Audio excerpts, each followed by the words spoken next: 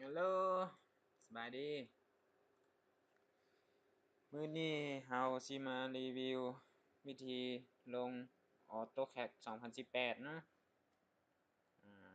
คลิกเข้าไปเลยคลิกขวาเข้าไปลันเข้าไป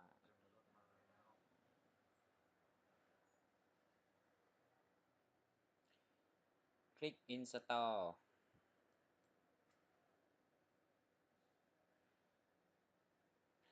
เลือกที่ XCAD แล้ว Next ไปหลังจากนั้นให้เฮามาติ๊กอ่านี้เนาะนี้ไม่หยังบ่ฮู้ติ๊กนี่ออกนะติ๊กออก Install ไปเลย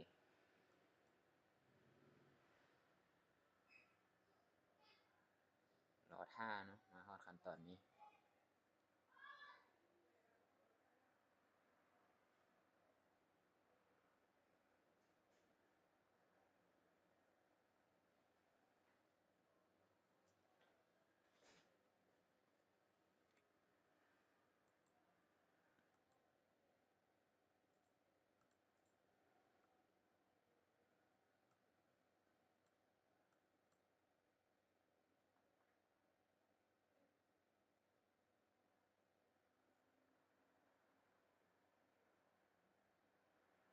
รอ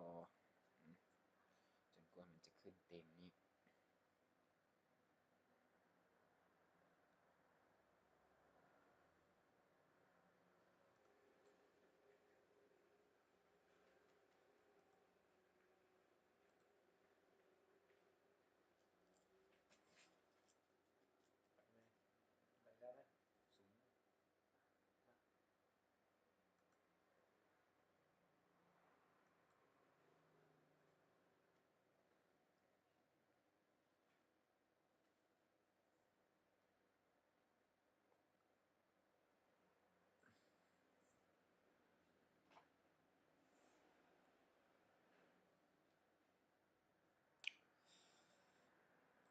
ออกมาหน้าต่างแบบนี้เนาะ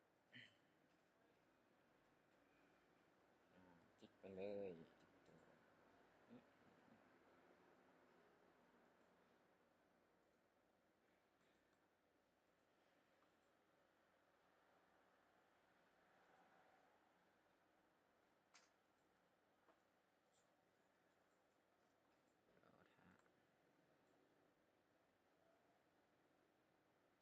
ขึ้นมาแล้ว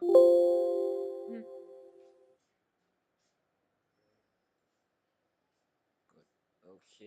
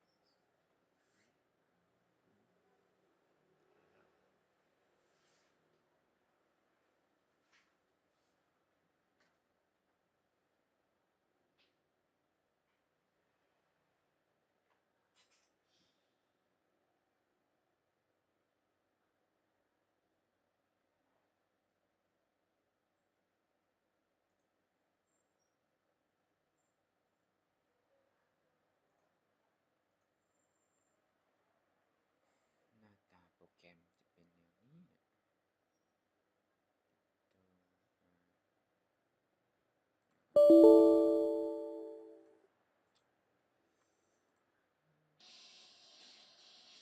อ่าอ่า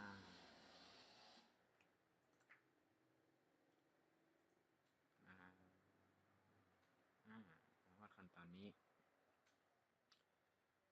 serial key number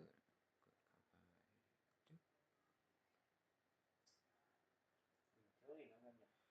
activate key คีย์อยู่ไหน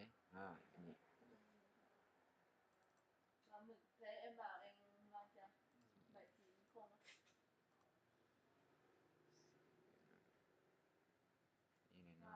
copy ตัวนี้เนาะ copy paste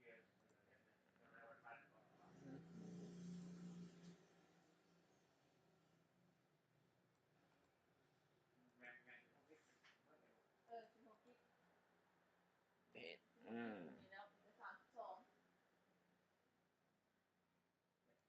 คลี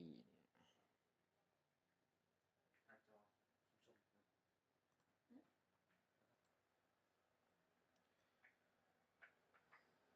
copy โปรดักคีย์นะเพจกด next เลือกตัวรูมนี้นะ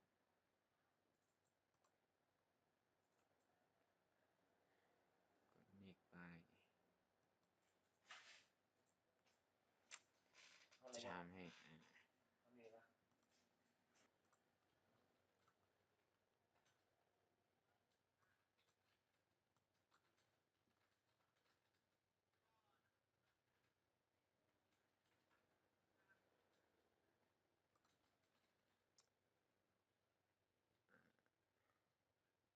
หลังจากนั้นเปิดโปรแกรม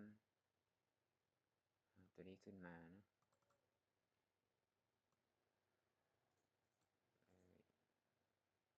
แล้วมา copy นี้นะ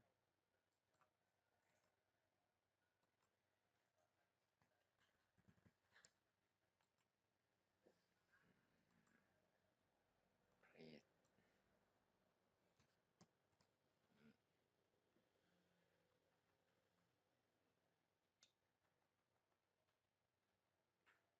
กด pack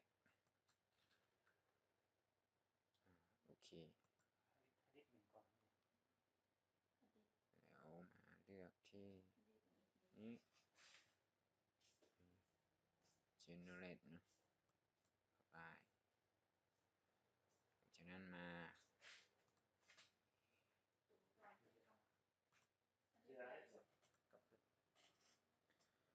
จากนั้นให้กดกลับคืนนะ back มาให้มาเลือกตัวนี้เนาะแล้วมา copy ไฟล์ตัวนี้ฮะ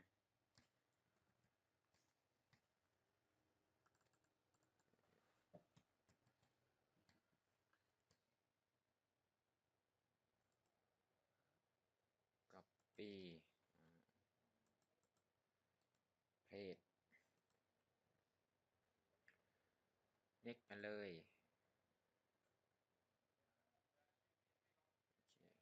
โอเคทีนี้